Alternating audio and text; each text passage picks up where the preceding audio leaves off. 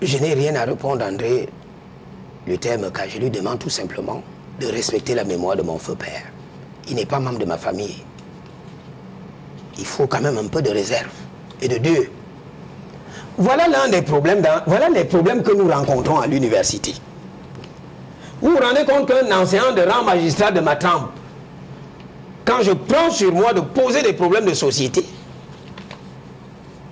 hein, des enfants qui ont été recrutés, assistants avec le master, viennent ouvrir la bouche sur la scène politique, pendant que le pays souffre. Mais c'est quelle histoire ça? André Luther Meka n'est pas membre de ma famille. Et je lui interdis de profaner la mémoire de mon père. S'il continue, je vais lui coller un procès. Et je me rends compte que la leçon que Baïbek et moi lui avons donnée ne suffit pas. Parce que c'est lui qui, sur un plateau de télévision, avait dit que Paul Biya fait mieux que j'ai dit. Et Jésus. Et je lui ai dit, petit frère, à la mort de Paul Biya, pendant que Paul Biya rendra des comptes à Dieu, il ne faut pas solliciter la miséricorde divine. Il faut aller demander pardon à Dieu. Mais attention, ce que je dis en un mot, la déification du président de la République ne passe plus dans la tête des esprits brillants. Est-ce que je me fais comprendre? Paul Biya n'est pas le seul homme politique qui peut résoudre nos problèmes. Alors, il a fait son temps. Il faudrait également expérimenter autre chose. On va voir, les autres vont faire et on verra. Le ton est ferme, menaçant. Pour Jean-Calvin Abba Oyono, on ne touche pas à sa famille. On ne mélange pas la politique à la famille. Tu touches à sa famille, il devient tout vert. André Luther Meka l'a appris à ses dépens. Membre du RDPC, chantre zélé de la fidélité au président Paul Biya, il a commis l'imprudence de mêler la mémoire du père du professeur Abba Oyono à une querelle politique. Et la réponse n'a pas traîné. Elle est fulgurante. Derrière ces mots, il n'y a ni posture ni émotion gratuite. Il y a une ligne rouge, une frontière nette que Jean-Calvin Abba Oyono trace avec autorité.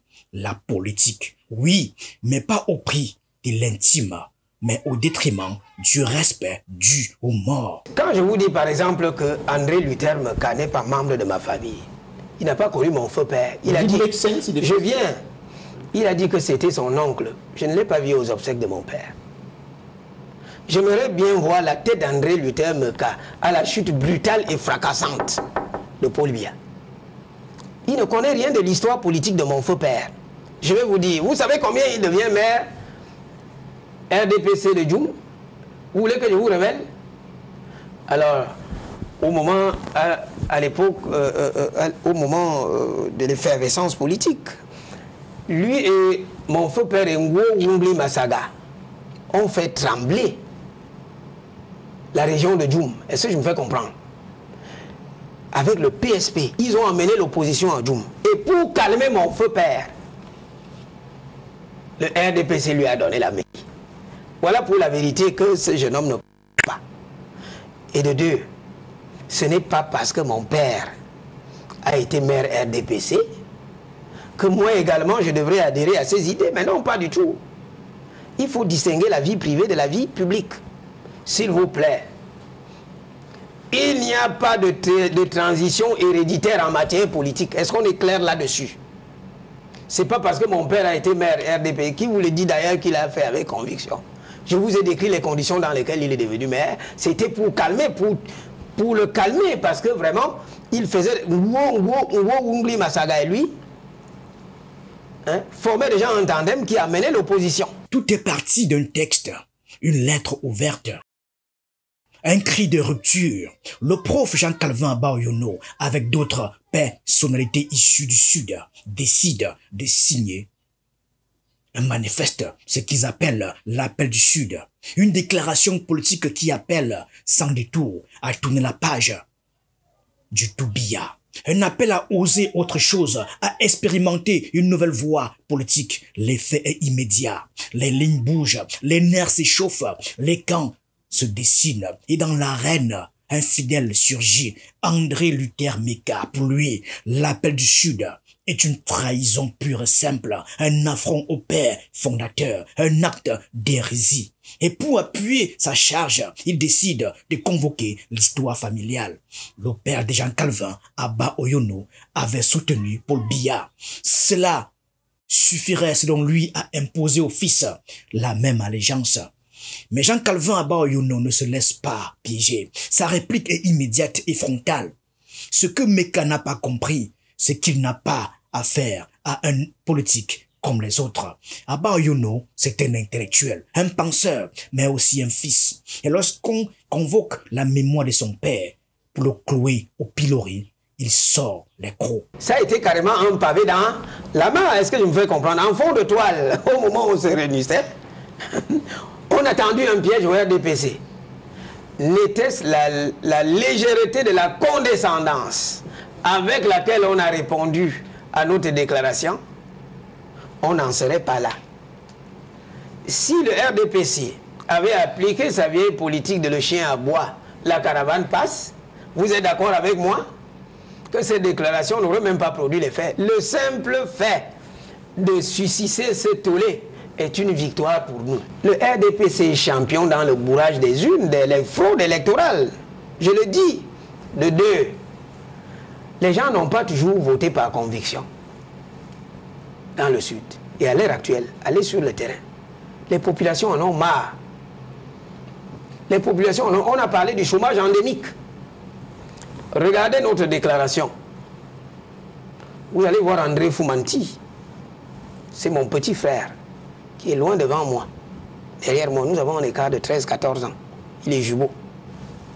C'est un enfant qui a eu sa licence à soi depuis 2009. Est-ce que vous savez qu'il est au chômage à l'heure actuelle? Mon petit frère qui est signataire, il est au chômage. Il y a plein d'enfants comme ça dans le Sud. Alors, à la question de savoir quelles sont les chances, ce que nous avons voulu faire, c'est cet éveil de conscience. Et il est déjà là. Ça va se passer partout.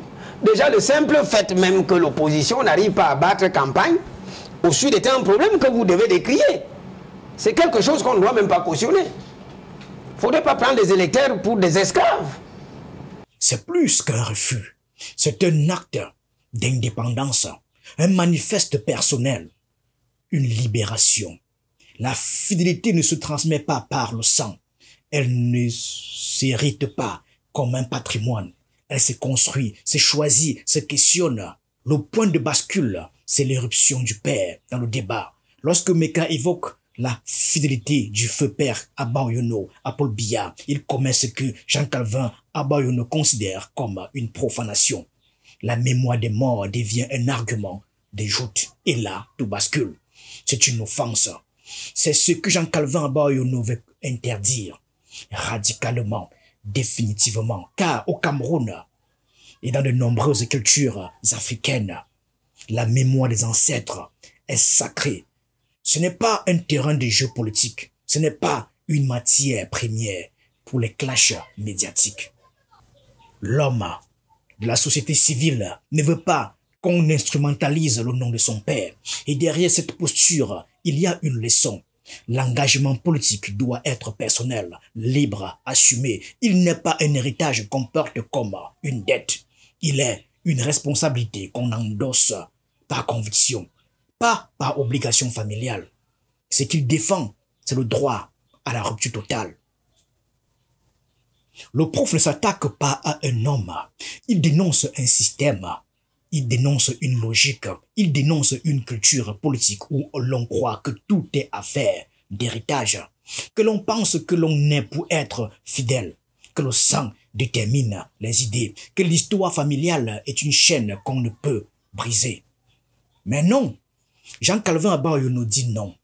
Il choisit la liberté, la sienne, celle de penser par elle lui-même, d'agir autrement, de sortir du rang si le rang ne correspond plus à ses valeurs. Et ce choix aujourd'hui résonne bien au-delà de sa personne. Il dit quelque chose à toute une génération, à tout un peuple. Il rappelle même que l'émancipation politique commence là, au moment précis où l'on ose dire que l'histoire familiale ne dictera pas le futur du pays, que la loyauté n'est pas un fardeau héréditaire, que les morts ont droit au silence, que les vivants ont le devoir de construire. Ce soir-là, sur Equinox, dans l'émission La vérité en face, dans sa colère froide et son refus net, Jean-Calvin Abba Oyono n'a pas simplement réagi, il a posé une boussole. Il a rappelé que dans ce pays, il est encore possible de dire non. Non à la confusion, non à l'instrumentalisation, non à l'héritage imposé. Et ce non en politique est peut-être le premier mot du changement. Merci à tous.